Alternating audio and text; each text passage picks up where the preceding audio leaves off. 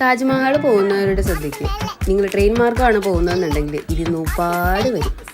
അപ്പോൾ അതിന് റെഡിയായിട്ട് വേണം നമ്മൾ പോകാൻ വേണ്ടി.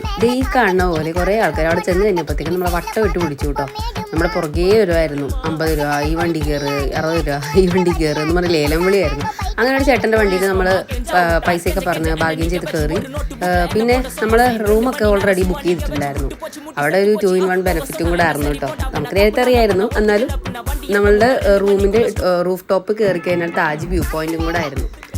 പിന്നെ അവിടെ കുളിച്ച് ഫ്രഷായിട്ട് നമ്മൾ പുറത്ത് അതിൻ്റെ ലോക്കൽ സ്ട്രീറ്റിലേക്ക് ഇറങ്ങി. ഇത് കണ്ടോ, അതുപോലെ മാർബിളിൻ്റെ കൊത്തുപണി കാര്യങ്ങളൊക്കെ ഡയറക്റ്റ് ഇങ്ങനെ കാണാൻ പറ്റി കേട്ടോ.